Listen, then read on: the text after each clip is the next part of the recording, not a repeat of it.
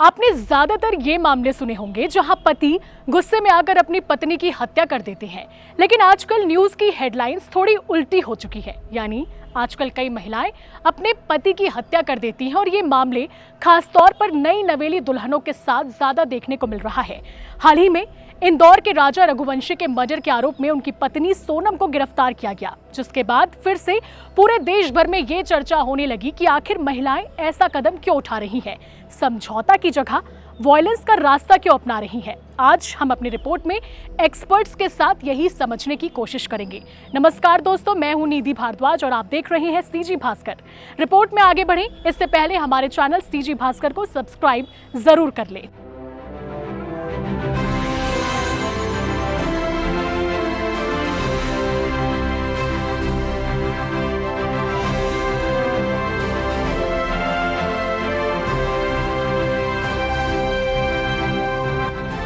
CG Bhaskar, हर खबर घर तक। मध्य प्रदेश के इंदौर के राजा रघुवंशी की मर्डर मिस्ट्री लगभग सॉल्व हो चुकी है। मेघालय पुलिस का दावा है कि पत्नी सोनम रघुवंशी ने ही पति की हत्या करवाई। ये कपल इंदौर से मेघालय हनीमून मनाने के लिए गया था। उसी दौरान इस घटना को अंजाम दिया गया। कुछ समय पहले मेरठ के मुस्कान ने प्रेमी के साथ मिलकर अपने पति की ऐसे ही बेरहमी से हत्या कर दी थी। उसके शव के टुकड़े कर नीले ड्रम में भर दिया था। इसके अलावा उत्तर प्रदेश के औरैया में भी शादी के 15वें दिन दुल्हन प्रगति ने अपने पति की हत्या करवा दी। पहले आप पुरुषों द्वारा अपनी पत्नी की हत्या के मामले ज्यादा सुनते होंगे, लेकिन अब इस मामले में लड़कियां भी पीछे नहीं हैं। इंदौर के राजा मर्डर केस में सवाल ये भी उठता है कि अगर सोनम किसी और से प्यार करती थी और शादी नहीं करना चाहती थी तो बगावत भी कर सकती थी। अगर उसके अंदर किसी की जान लेने की हिम्मत थी तो क्या वो अपने प्यार को पाने या शादी से इनकार करने के लिए लड़ नहीं सकती थी? राजा की हत्या कई तरह के सवालों को जन्म देती है, चाहे लड़का हो या लड़की। किसी भी निर्दोष व्यक्ति की जान नहीं लेनी चाहिए। अगर आप निभा नहीं सकते तो छोड़ दीजिए, तोड़ दीजिए, लेकिन किसी की जान मत लीजिए। कुछ लोगों का यह भी मानना है कि महिलाएं सालों तक दबी रहती हैं, इसलिए बाद में हिंसक हो जाती हैं। लेकिन कोई भी कारण इस तरह की आपराधिक गतिविधि को जस्टिफाई बिल्कुल नहीं कर सकती। हालांकि ये कहानी सिर्फ रिश्ते की नहीं है, बल्कि उसकी गहराई की है, जहां प्यार की जगह नफरत, भरोसे की जगह धोखा और साथ निभाने के बजाय रिश्तों को खत्म कर देने की सोच ने जन्म ले लिया है। सिर्फ ये दो ही नहीं, बल्कि पिछले कुछ समय में ऐसे कई केसेस सामने आए हैं जहां महिलाएं रिश्तों से उबरने की बजाय उन्हें खत्म करने का रास्ता चुन रही है। आखिर ऐसा क्या हो रहा है? क्या ये सिर्फ क्राइम है या फिर मानसिक असंतुलन? क्या रिश्तों में बढ़ता दबाव अब खतरनाक रूप ले चुका है?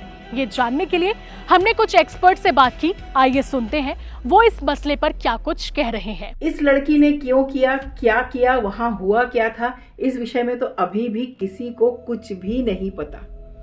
लेकिन इसकी मानसिक जांच बिल्कुल होनी चाहिए कि ऐसी स्थिति आई कैसे। 7 फेरे लेने के बाद, सिंदूर दान के पश्चात जिस व्यक्ति से पूरा जीवन और हर एक भावनाएं जुड़ जाती है, उसके मर्डर का प्लान कोई क्यों करे, कैसे करे, उस समय उसकी मनस्थिति क्या होती है, इस पर तो विशेषज्ञों को बेहद बात करनी चाहिए। मॉरल साइंस नाम का एक विषय होता था जिसके विषय में पढ़ाना बंद कर दिया गया स्कूलों में। मुझे लगता है उसकी जितनी ज़रूरत आज है कभी नहीं थी। हमें OTT से निकल के अपनी ज़िंदगी में झांकना होगा। और एक लड़की के ऐसे करने से, या चलिए कुछ दिनों से बहुत सी लड़कियों के ऐसे करने से, पूरे महिलाओं के समाज पर जो उंगलियां उठाई जा रही है कि और जाओ हनीमून, और पढ़ाई कराओ लड़कियों को, और उन्हें आज़ादी दो। बड़ी मुश्किल से युगों के संघर्षों के पश्चात हम यहाँ तक पहुँचे हैं, घूंघट की ओट से निकले हैं, शिक्षा प्राप्त करते हैं, अपने मन का कह सुन पाते हैं। ऐसी घटनाओं से पूरी स्त्री जाति पर प्रश्न लगाना बिल्कुल गलत है।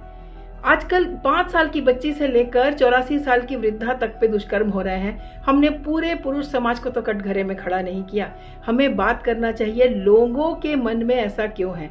आप यहाँ भी डिस्क्रिमिनेशन करेंगे कि ऐसा हर लड़की ऐसी है या हर लड़का खराब है, तब तो बात नहीं कर पाएंगे ना।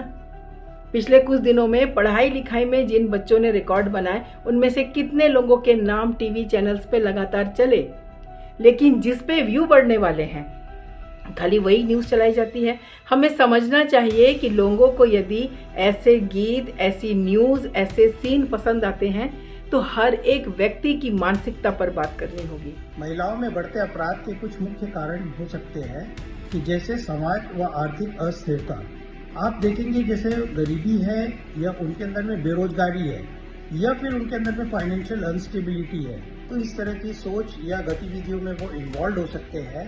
दूसरा आप देखेंगे कॉमन इन रिलेशनशिप से एडजस्टमेंट प्रॉब्लम, लव अफेयर्स, ये कुछ फैक्टर्स हैं जो बहुत इम्पोर्टेंट आज की डेट में देखे जाते हैं और जिसके अंदर में वह प्रतिशोध में आकर के इस आपराधिक गतिविधियों में इन्वॉल्व हो जाते हैं। अगर डिसफंक्शनल फैमिली है कि अगर फैमिली में किसी तरह का नशे का सेवन करना है या उनको कभी चाइल्डहुड में मोलेस्टेशन हुआ, उनको शोषण हुआ हो किसी भी तरह का, या फिर मान लीजिए कि उनको नेग्लेक्ट किया गया हो, तो वो हो सकता है कि रिवेंज के रूप में इन चीज़ों को देखें। उनका स्वयं का सोसाइटी के अंदर में क्या रोल प्ले करती हैं महिलाएं, वो इंडिपेंडेंसी को किस तरह से देखती हैं, वो भी एक इम्पॉर्टेंट रोल प्ले करता है, इन फैक्टर्स को कंट्रीब्यूट करता है। नशीले पदार्थों का सेवन, इसको आप नज़रअंदाज नहीं कर सकते हैं, ये भी उन गतिविधियों में अपने आप को उत्तेजित या प्रेरित करता है।